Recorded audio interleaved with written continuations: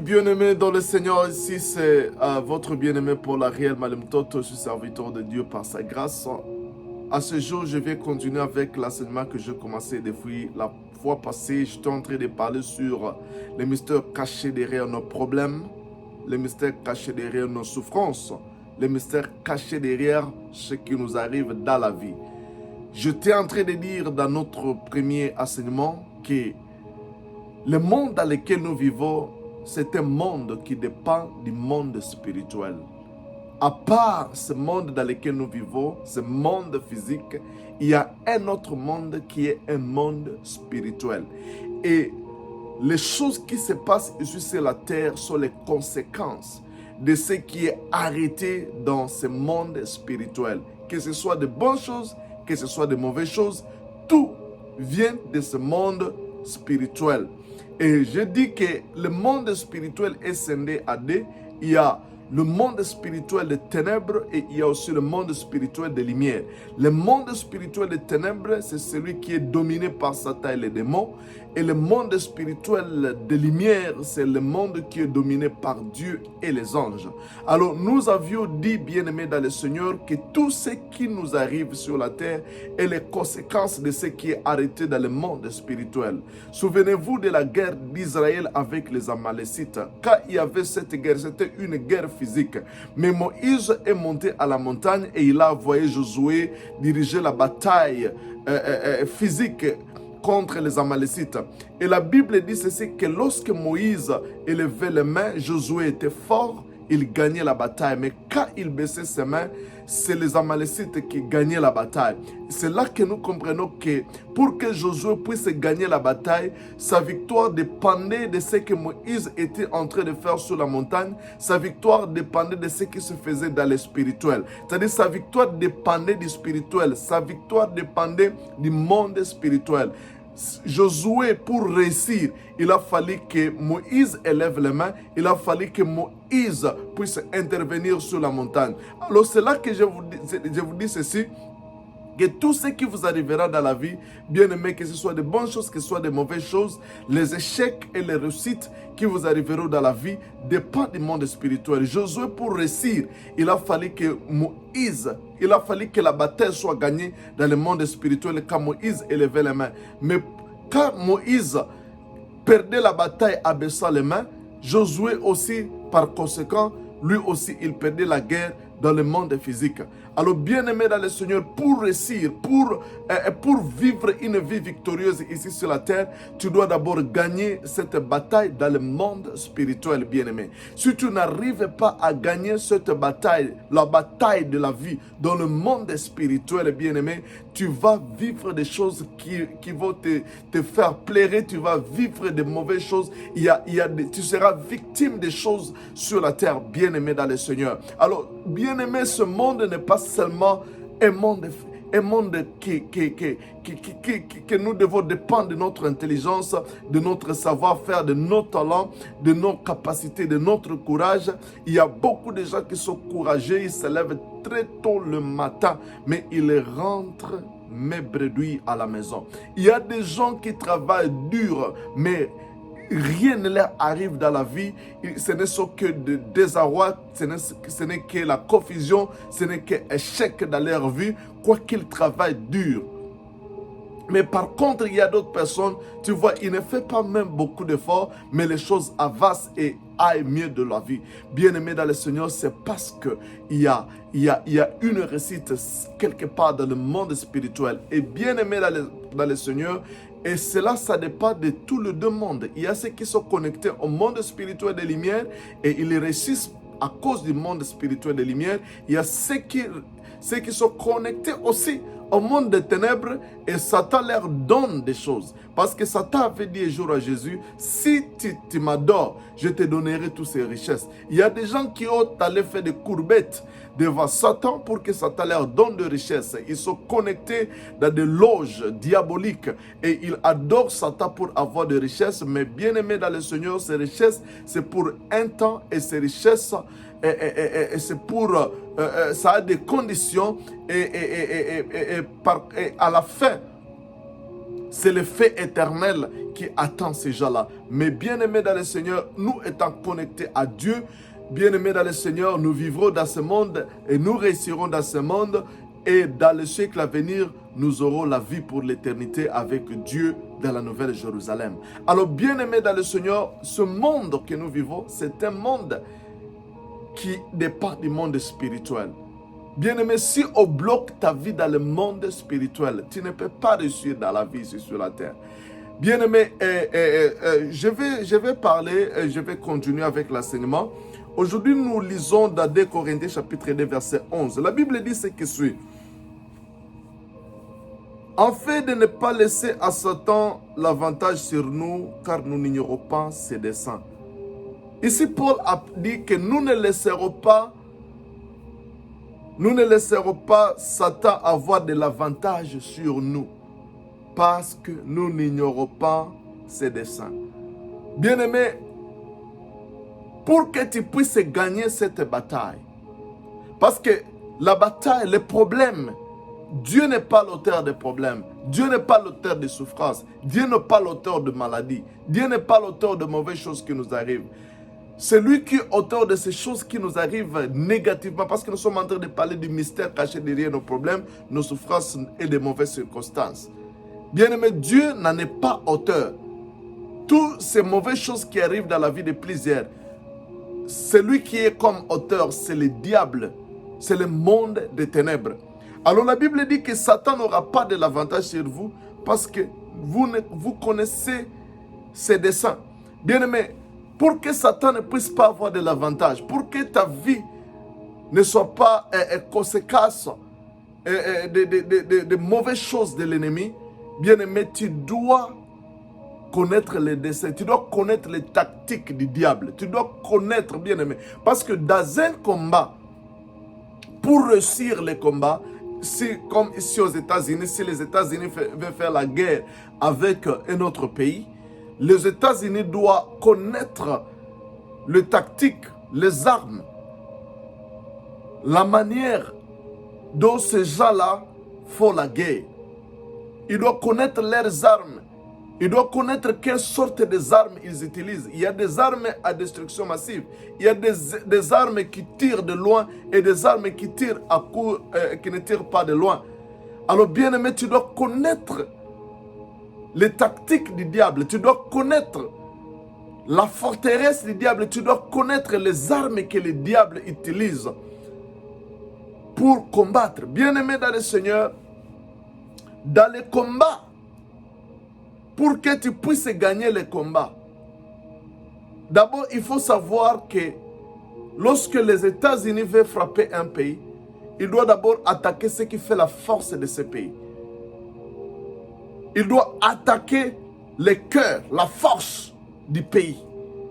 Alors, le diable aussi, pour nous combattre, lui aussi, il cherche ce qui fait la force. Et cela, vous allez le voir même dans l'Ancien Testament. Quand les ennemis d'Israël venaient, ils attaquaient ce qui faisait la force d'Israël. Souvenez-vous au temps de Samson. Bien-aimés dans le Seigneur, les Philistins combattaient tout Israël. Les Philistins étaient en conflit avec Israël.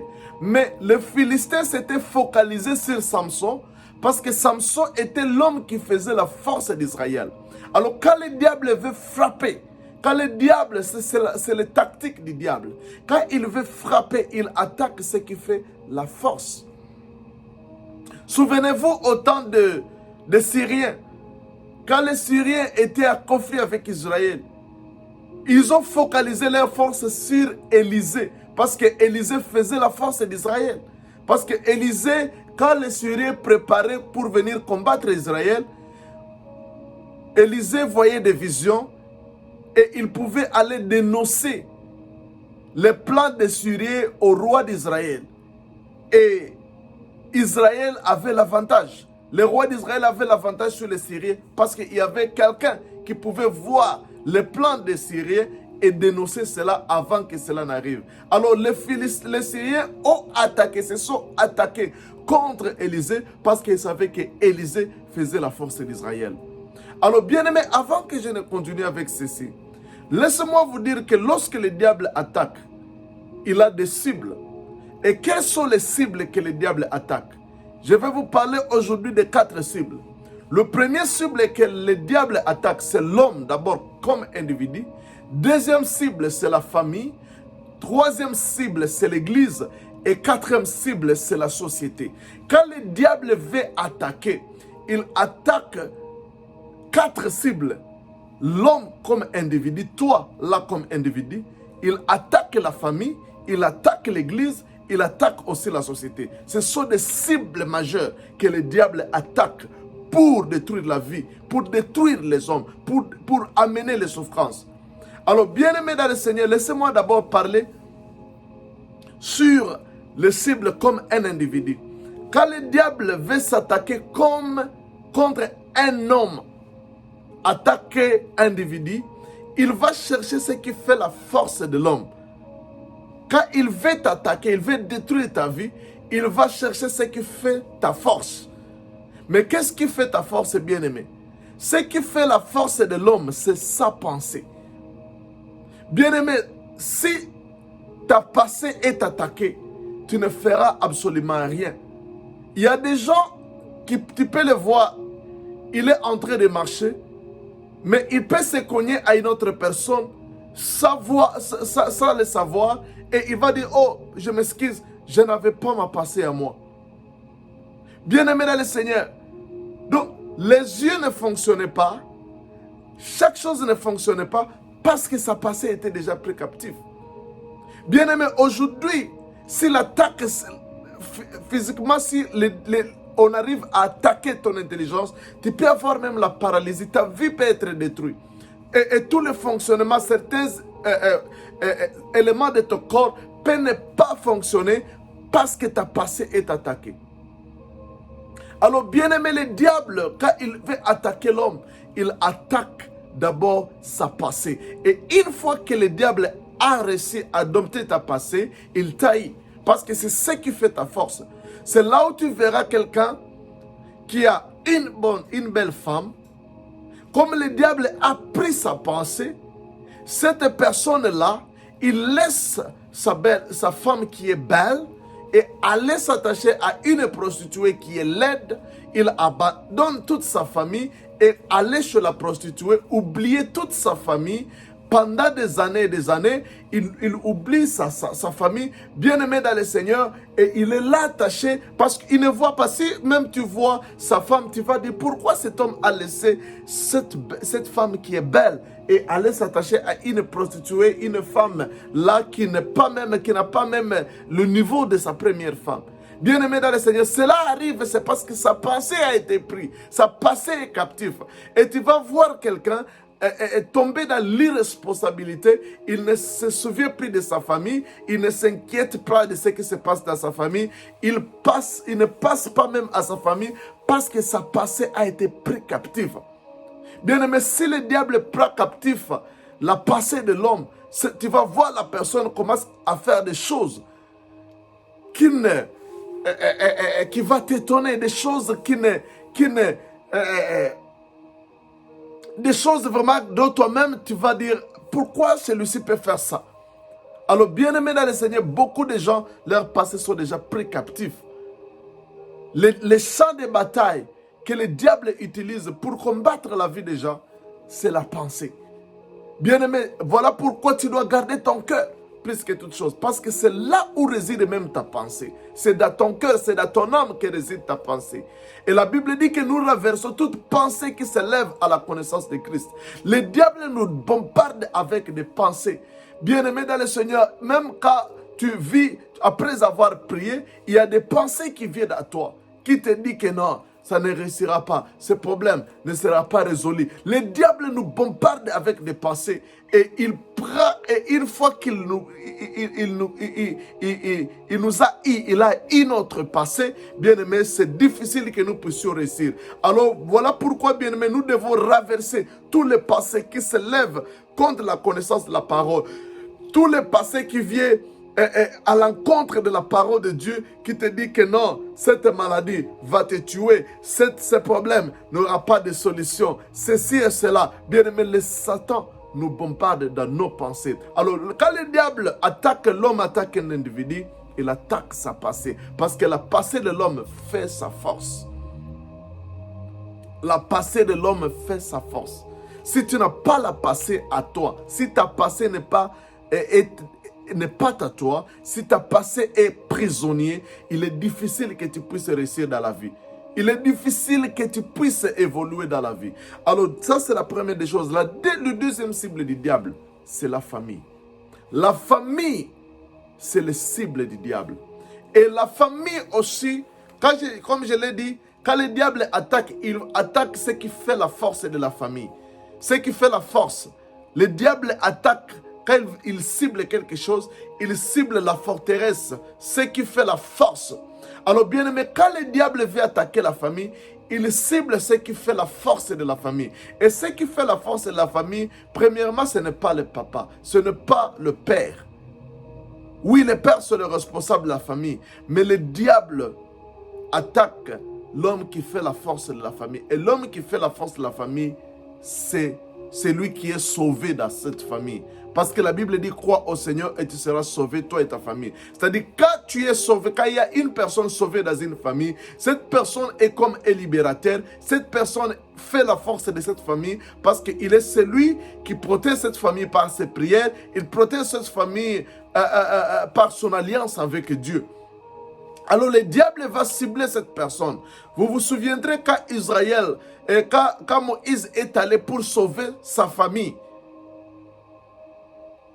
Quand le diable, quand il voulait aller sauver sa famille bien-aimée dans le Seigneur, je suis en train de me rappeler d'une chose.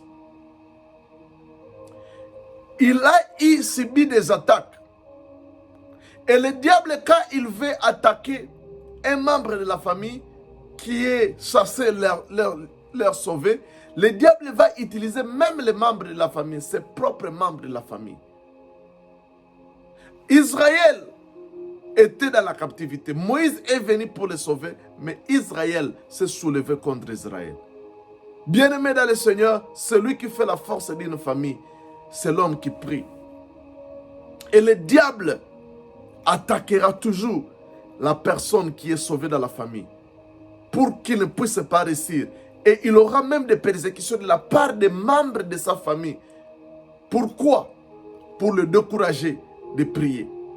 Troisièmement, quand le diable veut attaquer, le troisième cible du diable, c'est la famille. Je vais développer ces choses.